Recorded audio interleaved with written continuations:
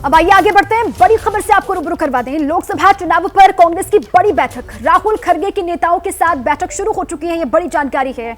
आपसे गठबंधन के मुद्दे पर चर्चा संभव। दिल्ली कांग्रेस के करीब 30 नेता इस बैठक में मौजूद हैं। ये जानकारी सामने आ रही है। तो बड़ी और महत्वपूर्ण बैठक है ये। राहुल खड़गे की नेताओं के साथ अब बैठक शुरू हो चुकी है। दिल्ली कांग्रेस के करीब 30 नेता बताया जा रहा है इस बैठक में शामिल हैं, मौजूद हैं। आम आदमी पार्टी से गठबंधन को लेकर ये चर्चा की जा रही है इस बैठक में। तो लोकसभा चुनावों के मद्देनजर कांग्रेस की तैयारी से जुड़ी हुई है बड़ी खबर। अब आगे भविष्य में आम आदमी पार्टी के साथ गठबंधन को लेकर क्या रणनीति आगे बनती है, इस पर चर्चा संभव है। इसमें ये बड़ी जानकारी देखिए। चुनाव को लेकर, आगामी चुनाव को लेकर ये कांग्रेस की बड़ी बैठक में दिल्ली कांग्रेस के करीब 30 नेता शामिल हैं कहा जा रहा है। हमारे साथी जैनेंद्र जुड़ चुके हैं अधिक जानकारियों के साथ। जैनेंद्र, ये कहा जा रहा है कि राहुल खड़गे की नेताओं के साथ में जो बैठक है वो शुरू हो चुकी है।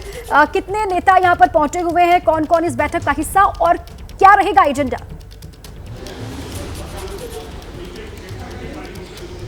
देखिए, कांग्रेस अध्यक्ष मल्लिकार्जुन खड़गे और पूर्व अध्यक्ष राहुल गांधी की तमाम प्रदेश के कांग्रेस नेताओं के साथ बैठक चल रही है लोकसभा चुनाव की तैयारियों के मद्देनजर। और उसी कड़ी में आज दिल्ली की बैठक है जिसमें दिल्ली प्रदेश के तमाम कांग्रेस के नेता, तकरीबन 30 नेता जो हैं वो बैठक में मौजूद हैं। अगर आप नामों की बात करें तो प्रदेश अध्यक्ष अनिल चौधरी, अजय माकन, अरविंदर सिंह लवली, संदीप दीक्षित, तमाम 30 के करीब में, जिसमें कई पूर्व विधायक हैं, पूर्व लोकसभा सांसद रहे हैं। ये तमाम लोग बैठक में मौजूद हैं और बैठक में चुनाव की तैयारी, जो लोकसभा चुनाव की तैयारी है उसके मद्देनजर यह बैठक है। और सबसे अहम बिंदु है गठबंधन। आम आदमी पार्टी के साथ कांग्रेस के गठबंधन के कयास लग रहे हैं। दिल्ली से लेकर पंजाब और चंडीगढ़ कुल मिलाकर के 21 सीटें हैं और इन 21 सीटों में दिल्ली में जो 7 सीटें हैं उनमें किस तरीके से गठबंधन करना चाहिए, किन किन सीटों पर करना चाहिए, इन तमाम बिंदुओं को लेकर के विचार होगा। एक जो फार्मूला उभर करके सामने आया है, हालांकि आधिकारिक नहीं है, 4 सीटें आम आदमी पार्टी लड़ सकती है, 3 सीटें कांग्रेस लड़ सकती है। वो 3 सीटें कौन कौन सी होंगी? क्या east Delhi, north east Delhi और चांदनी चौक होंगी, या फिर वेस्ट दिल्ली की पश्चिमी दिल्ली से में से एक सीट होगी? तो पहली बात कि क्या गठबंधन को लेकर के कोई बात तय होती है इस बैठक में, ये नजर होगी। और कौन कौन सी सीटों पर गठबंधन होगा इसको लेकर के नजर रहेगी। लेकिन सबसे दिलचस्प पहलू यह है कि दिल्ली कांग्रेस के ज्यादातर नेता, चाहे वो अजय माकन हो या फिर संदीप दीक्षित हो, ये सब लोग आम आदमी पार्टी से गठबंधन के खिलाफ हैं। कांग्रेस लीडरशिप चाहती है कि बीजेपी के खिलाफ जो राष्ट्रीय, हाल ही के दिनों में हमने देखा जब विपक्षी मोर्चा एक मंच पर जब आया, उस दौरान भी हमने टसल कांग्रेस और आम आदमी पार्टी के बीच देखी थी।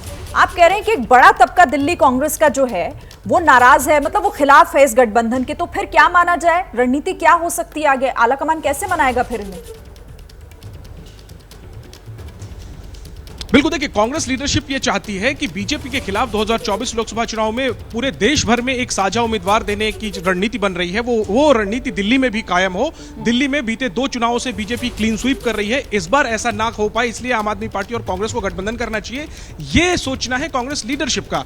लेकिन दिल्ली प्रदेश के जो नेता हैं उन्हें यह आशंका है कि एक बार जब कांग्रेस किसी राज्य में गठबंधन करती है तो फिर वो हमेशा के लिए पिछड़ जाती है, हमेशा के लिए उसका वोट बैंक शिफ्ट कर जाता है दूसरी पार्टी में। और यही संतुलन बिठाना कैसे बिठाती है कांग्रेस लीडरशिप, इसी बात पर नजरें रहेंगी। ये जो बैठक है ये अहम इसीलिए है कि जाहिर सी बात है, इस बैठक में दिल्ली कांग्रेस के नेता कहेंगे कि हमें गठबंधन नहीं करना है। कांग्रेस लीडरशिप क्या कहती है, कैसे कन्विंस करती है, इन चीजों पर नजर रहेगी। गठबंधन होना लगभग तय है, लेकिन वो फैसला जो है वो इतना आसान नहीं रहने वाला। और इसी बात पर जब बैठक खत्म होगी तब ये देखना होगा कि बैठक में क्या आगे अब देखना होगा जैनेंद्र की रणनीति क्या बनती है। क्या आप और कांग्रेस साथ आते हैं, क्या रणनीति बनेगी, उस पर लगातार हमारी नजर है। शुक्रिया आपका पूरी जानकारी के लिए। चलिए आगे बढ़ते हैं और एक और बड़ी खबर अपने दर्शकों को दे दें। बीजेपी केंद्रीय चुनाव समिति की भी आज दिल्ली में बैठक होने वाली है और इस पर भी सबकी निगाहें टिकी हुई हैं। ये बैठक दिल्ली में बीजेपी मुख्यालय में होगी। इस मीटिंग का फोकस इसमें जो होगा वो मध्य प्रदेश और छत्तीसगढ़ का विधानसभा चुनाव है। इसमें मध्य प्रदेश और छत्तीसगढ़ की उन सीटों पर चर्चा होगी जो बीजेपी के सर्वे रिपोर्ट में डी ग्रेड में शामिल है, यानी जहां पार्टी सबसे ज्यादा कमजोर दिखाई दे रही है वहां क्या रणनीति बनानी चाहिए, इस पर मंथन होगा। तो देखिए, इसके साथ ही जिन सीटों पर पिछले चुनाव में हार मिली थी या फिर जिन सीटों पर भाजपा कभी जीत नहीं पाई, उन सीटों पर खास फोकस है। और केंद्रीय चुनाव समिति की इस बैठक में कहा यह जा रहा है पार्टी के दिग्गज इस पर मंथन करने वाले हैं। ऐसी सीटों को लेकर पार्टी विशेष रणनीति बना रही है जहां पर पिछली बार जीत नहीं पाई बीजेपी या फिर जहां पर अभी तक जीत हासिल नहीं हो पाई है। अब वहां पर मंथन किया जाएगा, वजह क्या है इसको जानने की कोशिश होगी और एक तरीके से फीडबैक भी लिया जाएगा आगामी चुनाव को लेकर क्या तैयारी है अलग अलग राज्यों में। दिल्ली में बीजेपी मुख्यालय में यह बैठक होने वाली है, बड़ी जानकारी। और देखिए, इस बैठक में मंथन, चुनावों को लेकर मध्य प्रदेश, छत्तीसगढ़ और राजस्थान, 5 राज्यों में विधानसभा के चुनाव, इसको लेकर चर्चा। बिल्कुल, तो यानी कि कमजोर कड़ी कैसे मजबूत की जाए, इस पर चर्चा और मंथन किया जाएगा। हमारे साथ कई सहयोगी जुड़ रहे हैं। नीरज पांडे दिल्ली से हमारे साथ हैं, ज्ञानेंद्र तिवारी छत्तीसगढ़ के बारे में हमें जानकारी देंगे, ब्रजेश राजपूत मध्य प्रदेश की स्थिति बताएंगे और मनीष शर्मा हमारे साथ राजस्थान के जानकारी फिलहाल देंगे। सबसे पहले मैं नीरज आपका रुख कर लेती हूँ, क्योंकि केंद्रीय चुनाव समिति की बैठक, क्या कुछ तय होना है, कौन कौन शामिल हो रहा है, क्या डिटेल्स है हमारे पास? और देखिए, केंद्रीय चुनाव समिति की बैठक है, लेकिन इस बैठक का एजेंडा टिकट का निर्धारण नहीं है, बल्कि उन सीटों का निर्धारण या उन सीटों के बारे में चर्चा करना है जिन सीटों पर भारतीय जनता पार्टी पिछले चुनाव में या तो हार गई थी या वो डी ग्रेड में है या उन पर भारतीय जनता पार्टी जीतने की पोजीशन में नहीं पहुंच रही है। इसलिए भाजपा के नेताओं ने एक अलग रणनीति है। ये अपने आप में पहली बार, मैं बहुत दिनों से भारतीय जनता पार्टी कवर कर रहा हूँ, केंद्रीय चुनाव समिति की बैठक जब भी होती है, आमतौर पर उस बैठक में टिकटों का निर्धारण होता है, सीधे तौर पर टिकट का चयन होता है और उस पर डिसाइड हो जाता है, अगले दिन लिस्ट आ जाती है। लेकिन ये पहली बार हो रहा है। ये अपने आप में भारतीय जनता पार्टी ने एक माइक्रो रिसर्च का काम किया है, माइक्रो लेवल पर काम करने का प्रयास किया है कि पहले, यानी कि टिकट निर्धारण होने से पहले ही ये तय कर लिया जाए कि किन सीटों पर हम बहुत कमज़ोर हैं, किन सीटों को हमें और उभारना है, किन सीटों पर क्या कैंडिडेट दिया जाए ताकि हम वहाँ जीत सकें। तो अभी फिलहाल ये प्राइमरी बैठक है और इस बैठक में ये तय होगा कि कौन कौन सी वो सीटें हैं जहां कमजोर है और इनमें नया आदमी लाना है या क्या करना है। इस पर भाजपा के केंद्रीय नेता और राज्य के नेता बैठकर रणनीति तैयार करेंगे और उसके बाद एक जब दोबारा केंद्रीय चुनाव समिति की बैठक होगी जिसमें ये टिकटों का निर्धारण, तो ये बैठक आमतौर पर देखें तो बहुत महत्वपूर्ण है, क्योंकि इस बैठक से ये तय होगा कि भाजपा अगले चुनाव में, यानी कि विधानसभा चुनाव में क्या होगा। आज की जो बैठक है मेरी जानकारी के अनुसार मध्य प्रदेश और छत्तीसगढ़ को लेकर ही है, राजस्थान आज। और परंपरा से हट करके आप ये बता रहे हैं कि अमूमन ये होता था कि चुनाव के ऐलान के बाद ये केंद्रीय चुनाव समिति की बैठक होती थी, लेकिन इस बार परंपरा से हट करके चुनाव ऐलान से पहले ही ये बैठक की जा रही है। और किस रणनीति के साथ बीजेपी आगे बढ़ेगी ये देखना दिलचस्प होगा। छत्तीसगढ़ के बारे में बताएंगे हमारे साथी ज्ञानेंद्र तिवारी जुड़ चुके हैं।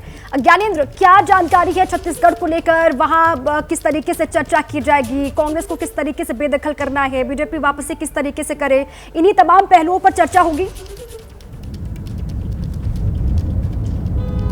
सिरीन, देखिए, जैसा नीरज बता रहे थे कि बहुत कुछ पहली बार हो रहा है। और पहली बार क्यों हो रहा है? दरअसल पहली बार इसलिए हो रहा है क्योंकि दिसंबर 2023 में विधानसभा का चुनाव और फिर मार्च 2024 में लोकसभा का चुनाव। ऐसे में किसी भी कीमत पर बीजेपी किसी भी राज्य में ये नहीं संदेश देना चाहती है कि देखिए, हिमाचल प्रदेश, कर्नाटक के बाद अब बीजेपी ने यहाँ भी बीजेपी को हार मिली है। इसलिए बीजेपी हर कुछ फूक फूक कर कदम रख रही है। और छत्तीसगढ़ के लिहाज से देखा जाए तो 15 साल सरकार रहने के बाद सिरीन वहाँ 15 सीटों पर आ गई थी बीजेपी। और इसलिए बीजेपी को वहाँ के आज सभी तमाम वरिष्ठ नेता जो हैं, प्रदेश अध्यक्ष अरुण साव, वो कल ही रात दिल्ली पहुँच गए थे।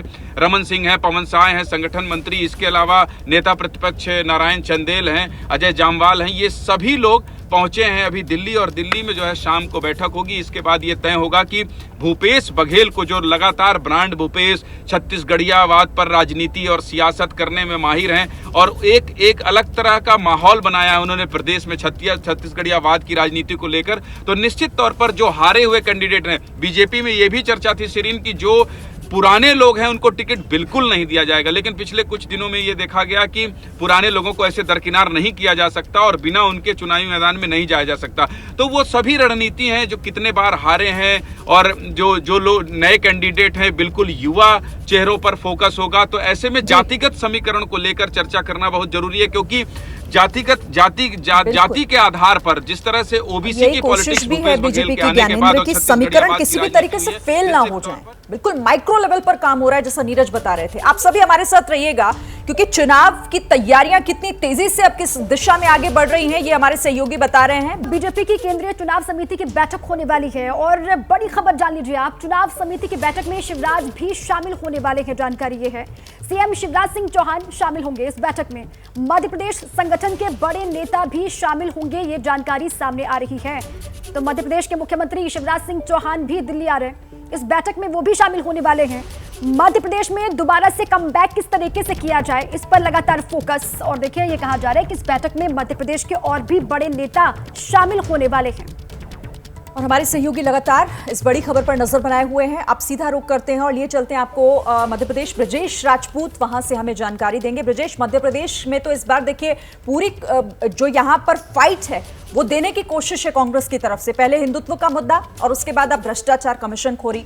क्या वहां से जानकारी? खुद शिवराज सिंह चौहान भी बैठक में शामिल होने के लिए पहुंच रहे हैं। जी, शिवराज सिंह चौहान और प्रदेश के बीजेपी के अध्यक्ष वी.डी. शर्मा थोड़ी देर बाद ही यहाँ से रवाना होने वाले हैं दिल्ली के लिए। और आज की जो बैठक है वो इस मायने में महत्वपूर्ण है क्योंकि जब से अमित शाह ने मध्य प्रदेश में बीजेपी के चुनाव की कमान संभाली है तब से माइक्रो लेवल पर बहुत सारा काम हो रहा है। वो हर मीटिंग में टास्क देते हैं और कुछ दिनों बाद उसका रिव्यू करते हैं। तो आज भी उन्होंने इन तमाम नेताओं को बुलाया है। और एक सबसे खास बात वो है कि बीजेपी ने जो 103 सीटें हैं जो पिछले चुनाव में हारी थी उनको आकांक्षी सीटें नाम दिया। आकांक्षी सीटें यानी उनकी आकांक्षा है, उनको दोबारा जीतना है। तो आकांक्षी सीटों पे क्या क्या काम हो रहा है इसकी रिपोर्ट लेके शिवराज सिंह चौहान और बी.डी. शर्मा पहुंच रहे हैं मध्य प्रदेश में। जैसे हमको मालूम है कि पिछले चुनाव में 109 सीटों पर ही बीजेपी अटक गई थी, 115 तक नहीं पहुंच पाई थी।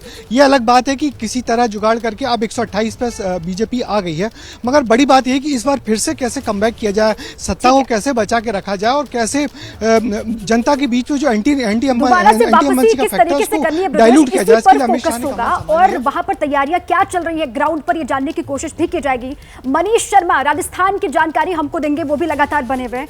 मनीष, वहां पर कांग्रेस की जो गारंटियां हैं उसकी काट किस तरीके से निकालना है, इसी पर चर्चा होगी आज इस बैठक में।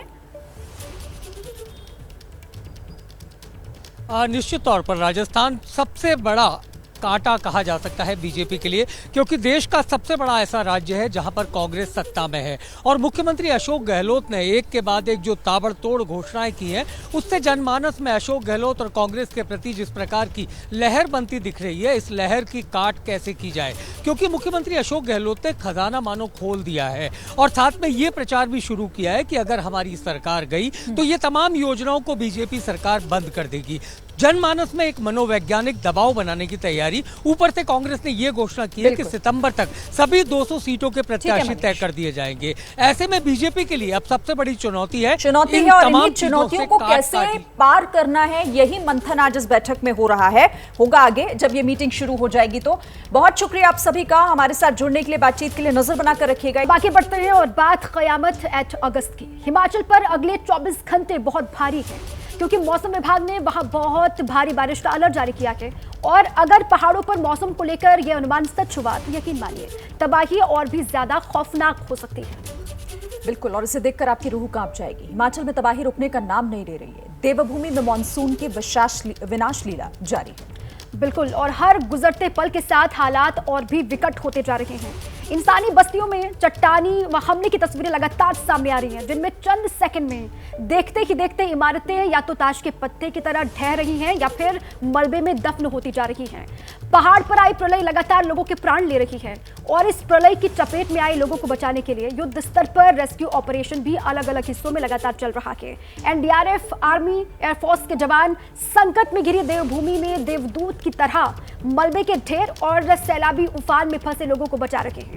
रेस्क्यू ऑपरेशन में दिन रात एक कर वहां पर लगे हुए हैं।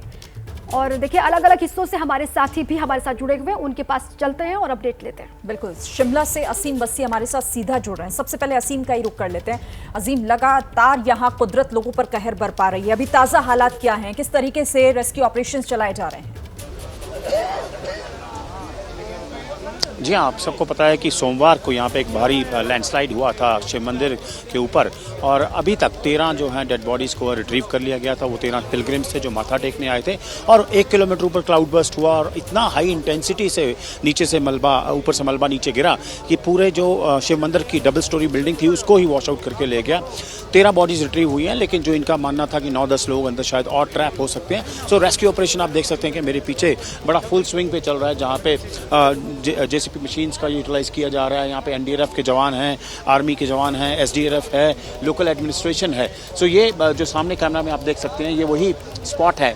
ऊपर से लेफ्ट साइड से बहुत हाई इंटेंसिटी से मलबा आया जब क्लाउड बर्स्ट हुआ और उसके बाद शिव मंदिर का जो एक मेजर पोर्शन था, 90% पोर्शन था, उसको वॉश आउट करके ले गया। एक हम आगे देख सकते हैं उसके रिमेन्स हैं। पुराना मंदिर जो छोटा सा था वो आगे अभी नज़र आता है, लेकिन मलबा इतना ज़्यादा है, इतनी जद्दोजहद करनी पड़ रही है क्योंकि ये परसों हूँ सुबह जब 7 बजे हुआ तब से लगातार ये ऑपरेशन चल रहा है। 13 डेड बॉडीज को रिट्रीव किया गया और कुछ तो नीचे वॉश आउट होकर नीचे खड्ड में चली गई थी जहाँ से इन्होंने निकाला है। एक बात बड़ी इंपॉर्टेंट है कि एनडीआरएफ, इंडियन आर्मी, ये सब ने बहुत ज़्यादा मेहनत की है और यही कारण है कि लोकल पॉपुलेशन का इतना ज़्यादा सपोर्ट मिला है और ये ऑपरेशन चल रहा है। वेदर जो है वो बड़ा इंक्रीमेंट है। आज फॉर्चुनेटली कोई बारिश नहीं है, लेकिन कल शाम को भी शिमला में कृष्णानगर में एक लैंडस्लाइड की वजह से कोलैप्स हुआ था जिसमें 2 कैजुअलिटीज़ हुई। हमने चीफ मिनिस्टर से भी बात की थी कि 2 दिन में अराउंड 60 डेथ्स हुई 2 दिन में, which is a heavy casualty. और यहाँ पे भी जो एक मैसिव कैजुअलिटी हुई थी। जो हमारे साथ हैं एनडीआरएफ के डिप्टी कमांडेंट है मिस्टर राजपूत, हम बात करेंगे उनसे ऑपरेशन जो चल रहा है। सर, एबीपी न्यूज़ पर आप लाइव हैं, अभी जो चल रहा है सर्च ऑपरेशन कहाँ तक पहुँचा है, कितनी डेड बॉडीज रिट्रीव हुई हैं, क्या उसका पेस चल रहा है? आप इस हादसे को लगातार कवर कर रहे हैं। कल तक की जो कुल 12 डेड बॉडीज मिल गई थी, आज एक डेड बॉडी मॉर्निंग में मिला है और ये अभियान लगातार चला हुआ है अभी भी। चूँकि फैलाव बहुत ज़्यादा है और जो हादसा मंदिर में हुआ उसकी जो डेब्रीज हैं वो करीब करीब 1.5 किलोमीटर नीचे तक गई हुई हैं और लेफ्ट राइट भी बिखरा हुआ है। ऊपर से लॉक्स बहुत आए हैं, पेड़ों का मलबा आया हुआ है, तो इसकी वजह से टाइम लग रहा है इसमें। एस्टिमेटेड टाइम है रेस्क्यू ऑपरेशन में अभी क्योंकि लोकल जो लिस्ट मिली थी वो कह रहे हैं अभी 9-10 लोग अंदर ट्रैप हो सकते हैं या वॉश आउट हुए हैं। एनी एस्टिमेट या और आप रिसोर्सेज ले रहे हैं कि ताकि रेस्क्यू ऑपरेशन और पेस अप किया जाए?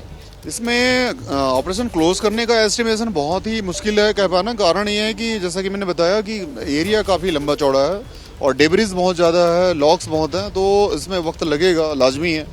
और लोगों की संख्या चूँकि 21 थी और अभी तक 13 ही डेड बॉडी मिला है, तो जब तक 21 लोगों की प्राप्ति नहीं होती तब तक ये ऑपरेशन हम कोशिश करेंगे चलाने की। ठीक है, सो आप देख सकते हैं किस तरह की 21 लोगों की 21 लोग जिस वक्त ये हादसा हुआ उस वक्त मंदिर में मौजूद थे। 13 शव निकाल लिए गए हैं जो अभी भी लापता के, उनको खोजने के लिए रेस्क्यू ऑपरेशन वहां पर चल रहा है।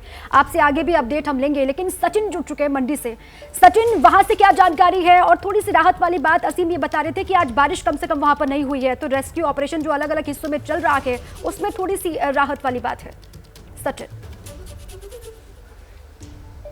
जी देखिए, मंडी में भी बारिश नहीं हो रही है आज, पर दिक्कत ये है कि मंडी से कुल्लू को जो जाने वाला रास्ता है वो पूरी तरह बंद है। नेशनल हाईवे पे जो है जगह जगह लैंडस्लाइड्स हैं, पूरे के पूरे पहाड़ जो हैं सड़क पे नेशनल हाईवे 21 पे गिर चुके हैं। पर इस वक्त हम जिस गांव में हैं, शिलाकीपर गांव है, यहाँ भी सोमवार सुबह जो है बादल फटने की वजह से जो तबाही हुई है वो मंजर हम आपको दिखा रहे हैं। सोमवार सुबह तकरीबन 5 बजे ये बादल फटा था और आप देख सकते हैं मिट्टी ही मिट्टी है, स्लश है, बिल्कुल कीचड़ है और इसके ठीक नीचे जो है शिलाकीपर गांव के घर हैं। यहाँ नाला आ रहा है, आप देख सकते हैं चारों तरफ मिट्टी ही मिट्टी है। ये बिल्कुल जब बादल फटा था सोमवार सुबह 5 बजे तब ये सारी मिट्टी जो है आई है और नीचे जो है घर आप देख सकते हैं, नीचे घरों की दीवारों के साथ मिट्टी जो है ये रुक गई है। गनीमत है कि इस जो बादल फटने की घटना है इसमें किसी को कोई नुकसान नहीं हुआ, कोई इंजरी नहीं हुई, पर खतरनाक ये कितना था, पूरी की पूरी पहाड़ी से मिट्टी जो है दरक के इन घरों के ऊपर गिर गई है। और ये घर जो हैं जहां से मंडी से कुल्लू के लिए सड़क जो है नेशनल हाईवे 21 शुरू होता है, वहां पे ये गांव जो है ऊपर पहाड़ी पर है। तो अंदाज़ा हम इन लोगों के जीवन का लगा सकते हैं कि ये लोग किस दिक्कत से, किस परेशानी से, किस मुसीबत से ये लोग जूझ रहे हैं, किस परिस्थिति में ये लोग रह रहे हैं, क्योंकि सारी की सारी मिट्टी जो है पहाड़ी पर से बादल फटने के बाद जो है इन लोगों के घर की दीवार जो है दीवारों के साथ आके जो है रुक गई है। तो कमोवेश ऐसे जो सीन्स हैं हिमाचल में वो बहुत ज़्यादा हैं। गाँवों में जगह जगह बादल फटे हैं। ये शिलाकीपर गांव है मंडी ज़िले में, पर ऐसे जो दृश्य हैं वो बहुत ज़्यादा हैं हिमाचल में। इस बार जो घटनाएं जो हैं बादल फटने की हो रही हैं और साथ ही साथ किस तरीके से लोगों के लिए परेशानियां वहां पर पैदा कर दी हैं, दिक्कतों का सामना करने को मजबूर हैं, क्योंकि दूसरा कोई चारा उनके पास अब है नहीं। आप लोग बने रहिए हमारे साथ, फिर से आपके पास लौटेंगे। तो देखिए, हम हिमाचल की तस्वीरें अपने सहयोगियों के जरिए दिखा रहे हैं कि किस तरह से ग्राउंड पर रेस्क्यू ऑपरेशन चलाए जा रहे हैं। हिमाचल के मंडी के सरका घाट की तस्वीरें आपको दिखाते हैं, जहां एक मकान ताश के पत्तों की तरह ढह गया। तस्वीरें देखिए आपके सामने हैं, किस तरह से यहाँ पर अब रेस्क्यू ऑपरेशन चलाया जा रहा है। इंडियन एयरफोर्स का आप देख रहे हैं रेस्क्यू यहाँ पर जारी है और बताया जा रहा है कि यहाँ पर सरका घाटी हिस्सा है मंडी का, जहां एक मकान ढह गया था और उसके बाद यहाँ ये देखिए तस्वीर आपके सामने, ये मकान पूरी तरीके से जमींदोज हो गया। और ऐसी तस्वीरें अब ऐसा लग रहा है हिमाचल और उत्तराखंड से ऐसे आम हो गई हो। लगातार मानसून की बारिश लोगों को रुला रही है, वहां पर घर, मकान, सड़कें सब कुछ तबाह हो रही है। ये तस्वीर आपके सामने हिमाचल भारी बारिश से हो रही तबाही से इस वक्त दो चार हो रहा है। ये मंडी की तस्वीर आप देख रहे हैं, सरका घाट, जहां पर एक मकान, यहाँ पर कहा यह जा रहा है कि कुछ दिन तक पहले तक लोग रह रहे थे। अचानक से बारिश और बारिश के बाद लोग यहाँ से, हालांकि गनीमत वाली बात कि पहले ही जा चुके थे, और उसके बाद इस तरीके से घर ताश के पत्तों की तरह ढह गया। शिमला कालका हेरिटेज रेल ट्रैक टूटा गया। लैंडस्लाइड होने की वजह से टूटा पूरा का पूरा रेल ट्रैक आपको दिखाते हैं। सोमवार को समर हिल में लैंडस्लाइड, और लगातार आप देख रहे हैं किस तरीके से बारिश, और उसके बाद ये जानकारी सामने आ रही है कि लैंडस्लाइड होने की वजह से रेल ट्रैक यहाँ पर टूटा। ये देखिए आप, जो ट्रैक के नीचे की मिट्टी वो भी पूरी की पूरी साफ हो चुकी है। शिमला कालका हेरिटेज रेल ट्रैक की तस्वीर देख रहे हैं, पूरा ट्रैक टूटा हुआ है। लगातार बारिश और लैंडस्लाइड की वजह से हिमाचल में त्राहिमा, और ये शिमला की तस्वीर आप देख रहे हैं। हिमाचल में इस मानसून सीजन में इतना बुरा हाल है कि इंफ्रास्ट्रक्चर लॉस भी हुआ, ह्यूमन लॉस भी हुआ, और शिमला में खास करके इतनी ज़्यादा लैंडस्लाइड्स हुई कि घर से लेके इंफ्रास्ट्रक्चर से लेके रेल लाइन सबको तबाह कर दिया है। यहाँ मैं खड़ा हूँ, मेरे पीछे आप देख सकते हैं ये वही हेरिटेज रेल ट्रैक है, शिमला कालका रेल ट्रैक। मेरे पीछे जो ट्रैक आ रहा है उस तरफ शिमला है और मेरी सामने की तरफ कालका है, लेकिन डिवास्टेशन इतना हुआ है, आप देख सकते हैं कि किस तरह ये पूरा रेल ट्रैक हैंग कर गया है। हाँ, ये हैंग कर गया है रेल ट्रैक क्योंकि बिल्कुल नीचे से लैंडस्लाइड हो गया है। आपको याद होगा जो सोमवार को लैंडस्लाइड हुआ शिव मंदिर के ऊपर, और पीछे से आया वो, और वही कारण है, इतना फोर्स था, ये रेल ट्रैक उसके शिव मंदिर से थोड़ा सा ऊपर से गुजरता था और नीचे से उसकी पूरी ज़मीन निकल गई है। एक पुल था इसके ऊपर, इस रेल ट्रैक के नीचे, वो निकल गया है, और ये रेल ट्रैक जो है अब बिल्कुल बुरी तरह हैंग कर गया है। और इसकी रेस्टोरेशन के लिए अभी तो कुछ नहीं हो रहा है क्योंकि अभी टाइम लगेगा। बहुत अभी ह्यूमन जो लॉस हुआ है वो संभालने में सरकार लगी है। लेकिन ये आप देख सकते हैं कैमरा में, अब तस्वीर दोबारा ऊपर से आप देख सकते हैं कि जिस तरह वो एडवांस स्टडीज सेंटर है वहाँ से क्लाउड बर्स्ट ऊपर हुआ, वहाँ से लैंडस्लाइड होता हुआ नीचे आया, पूरा पहाड़ जो है खाली कर दिया। उसके बाद उस रेल ट्रैक को हिट किया, और रेल ट्रैक को हिट करने के बाद नीचे शिव मंदिर पे चला गया, जहाँ हमने आपको दिखा रहे हैं, एबीपी न्यूज़ लगातार की चल रहा है वहाँ पे जो है रेस्क्यू ऑपरेशन। लेकिन ये हेरिटेज रेल ट्रैक है, शिमला के कालका जो रेल सर्विस है वो बंद है, अब काफ़ी दिनों के लिए बंद रहेगी जब तक ये रेस्टोरेशन नहीं हुई। लेकिन ये एक डिवास्टेशन का, एक जो वेदर से डिवास्टेशन हुआ है उसकी एक तस्वीर है कि क्या हालात बने हैं। नीचे आप देख सकते हैं कि रेस्क्यू ऑपरेशन चल रहा है, और रेल ट्रैक के नीचे से जब ये लैंडस्लाइड हुआ और वो सारा लैंडस्लाइड जाके गिरा शिव मंदिर के ऊपर, और नीचे वो चल रहा है, रेस्टोरेशन वर्क चल रहा है कि किस तरह रेस्क्यू किया जाए लोगों को। और इम्पॉर्टेंट यही है कि जो कल हमने चीफ मिनिस्टर से भी बात की थी, हाँ कि ह्यूमन लॉस तो हुआ है, लगभग 300 लोगों का ह्यूमन लॉस हुआ है, लेकिन ओवरऑल जो इस साल में 300 से लोगों की मौत हो गई है, पिछले 2 दिन में 60 लोग मर गए हैं। सो ह्यूमन लॉस के साथ साथ इंफ्रास्ट्रक्चर लॉस भी हुआ है। कैमरा पर्सन मेहरबान के साथ असीम बसी, एबीपी न्यूज़, शिमला। तो हिमाचल में जहां तहां तबाही के मंजर बिखरे हुए हैं, और हिमाचल में बर्बादी पर सीएम सुक्खू का बयान सामने आया है। उन्होंने कहा है कि हालात पर नजर बनाई हुई है, 10,000 करोड़ से ज्यादा का नुकसान अब तक हो चुका है। हिमाचल में जिस तरीके से जगह जगह लैंडस्लाइड, भारी बारिश, जिसका नुकसान बता रहे हैं 10,000 करोड़ से ज्यादा का अब तक हो चुका है। मैं कांगड़ा जा रहा हूँ, और कांगड़ा में पोंग डैम से जो पानी छोड़ा है उसमें कल शाम तक हमने 650 लोगों को इवैक्यूएट कर लिया था। अब ये देख रहे हैं कि अब कितने लोगों को और रेस्क्यू करना है। कल रात से हमारे वहाँ लोकल लोग भी थे, डीसी भी था, सब लोग थे। तो अभी कोई 100 के करीब लोग फंसे हैं जो सुरक्षित है। तो अभी सारी चीज़ों को देखते हुए यही कह सकता हूँ कि नुकसान का आंकड़ा 10,000 करोड़ के करीब है। पत्रकारिता कोई इमोशन नहीं है, ना अपना कोई ज्ञान देना है और ना कोई विचार थोपना है। पत्रकारिता क्या है? पत्रकारिता का मतलब है सही जानकारी इकट्ठा करना और तथ्य बताना। पत्रकारिता आज जितने महत्वपूर्ण दौर में है, शायद पहले नहीं थी। इस दौर से निकलने के लिए सिर्फ सच दिखाने की जरूरत है, वो सच जो आपके हित को आगे रखे। इसलिए अब रात 9 बजे प्राइम टाइम नहीं होगा, ये आपका टाइम है। जगविंदर पटियाल के साथ देखिए पब्लिक इंटरेस्ट सोमवार से शुक्रवार रात 9 बजे सिर्फ एबीपी न्यूज पर। एबीपी न्यूज आपको रखे आगे।